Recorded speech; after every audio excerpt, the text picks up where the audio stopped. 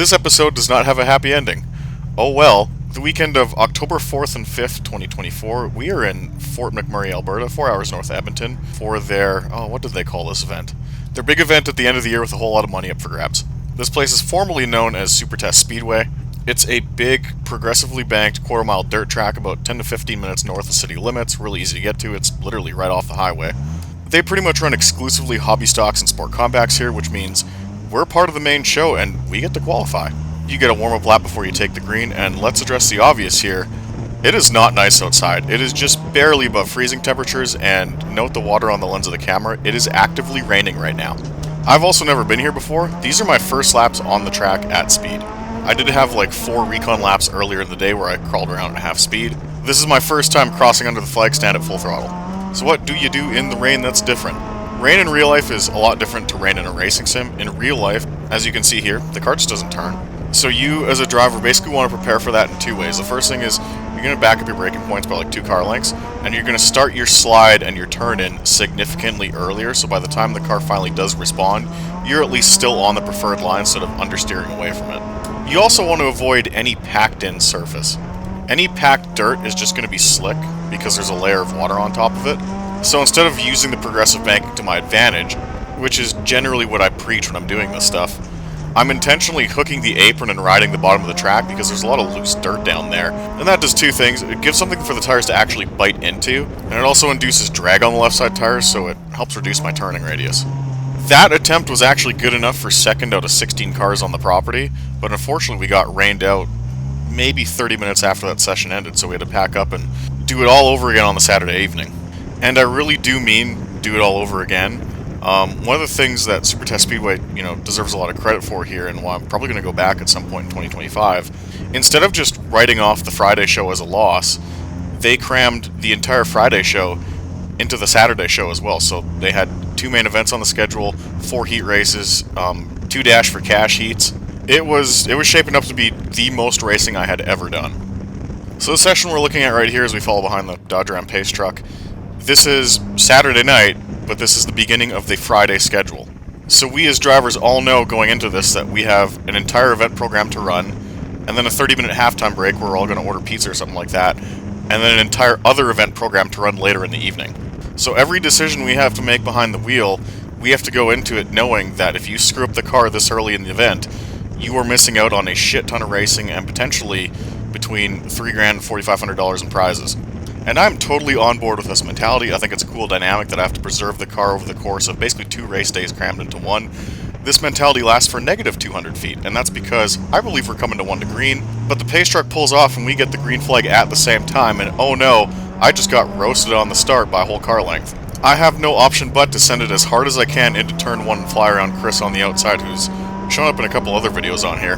This is Fort McMurray's best sport compact driver. We had a fantastic duel in Valemount earlier in the season, and again in Rimbey just 1 or 2 weeks before this event. So a session that I was hoping to just go around and ride for a few laps and feel out the track, I'm now having to push way harder than I anticipated because this is probably going to be my main competition for the evening, and I need to try and figure out what pace I need to run at so I can stay competitive with him. And that also means if I end up bleeding like I am right now, I gotta figure out how to keep this guy behind me, because if he gets around me, it's pretty much over. So how do I determine the line I'm running here to try and hold off 2nd place? As I said earlier, Fort Mac's got progressive banking, but every type of progressive banking is a little bit different. Fort Mac's got these really tight turns and a wider than average bottom shelf. So what this means is that you can actually gain ground running the bottom. So the traditional counter of exclusively sitting on the banked part and just getting a massive run off the corner doesn't really work because they can eventually slide up in front of you. So what I end up doing as a solution is straddling the bottom line and the middle line. It's not really conducive to me building momentum into the motor, but in my opinion that's at least okay when you're running in a pack of cars because Chris just doesn't have enough room to stick his nose in there and get the nose of his car to set and drag race me down the straightaway. He's always going to have to turn a little more than he has to and sacrifice corner exit speed, which basically allows me to keep the spot. So essentially, I'm just pinching him the entire lap. I'm teasing him with the idea that he can run the bottom, but he never really has the room to unwind the wheel fully on corner exit. Now Chris, to his credit, and this is why I love racing experienced people in these cars, Chris 100% recognizes that this is what I'm doing to him, and over the next couple laps actually does start knocking on my door on corner exit.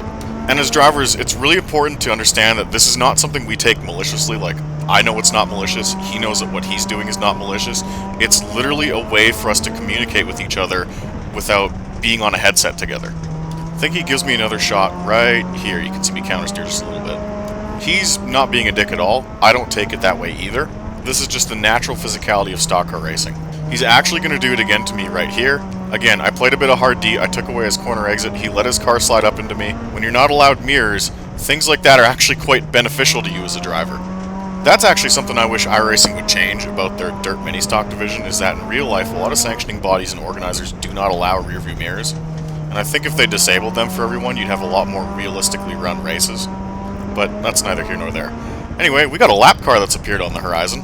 Again, a lot of these people I'm sharing the track with for the very first time, I have no idea who these people are, what they even look like, so I have to play it far safer than I probably want to, but at the end of the day, it's alright. This particular heat's not for any money, and I'm going to tuck in behind this person before a surefire lane opens up for me.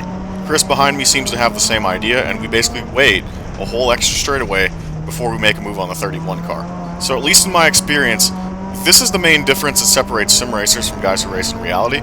A lot of sim racers are way too impatient around lap cars, and especially when I've done like multi-class stuff in Automobilista 2. That scenario causes like 90% of the wrecks I see online.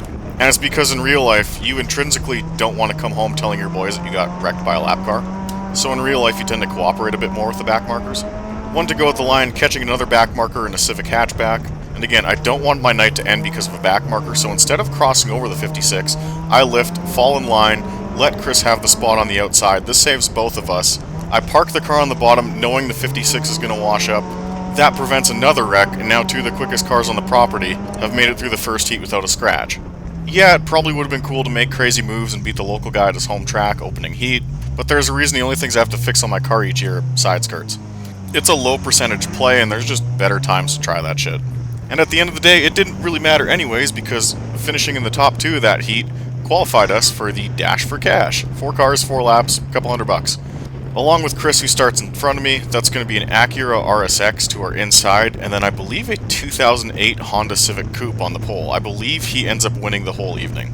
Not too many of those on the road anymore. That car, I think, was new when Toka Race Driver 3 came out. There was like a bonus code you could enter to unlock a bunch of like new Honda sedans and stuff like that. Crazy that shit was like 20 years ago. One to go at the line, an actual one to go, not just an instant green flag drop. And it is a balmy 3 degrees Celsius right now. If you look at the water temp indicator on my DigiDash, I think we're in like the mid-60s. This car never runs that low. It is freezing inside the car right now. I recognize going into this race that I'm just not going to have enough time to get around Chris, but this is good intel for the 1500 to win main coming up. I get to see how quick this guy is in clean air and see if I can keep pace. Anyway, off turn 4, off we go. We've now had multiple sessions of sport compacts and hobby stocks on the track. It's a little drier, but the bottom groove is still super wet. Listen to this, that 95 car just lights up the tires off it too, and we are gone. And now it's really just a matter of following the 220 car and see where he's stronger and where I can potentially gain on him. Seems like I gained about half a car length to a car length under braking. That's normal, usually I do gain under braking.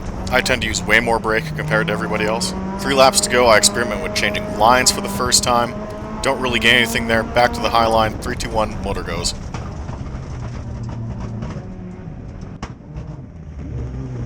Weekend over, season over. Time to go shop for a new motor. Get someone to help push you on the trailer. The next time you'll be in a race car is May of 2025. Have fun texting all your friends and enjoy that very long, silent 4-hour drive home.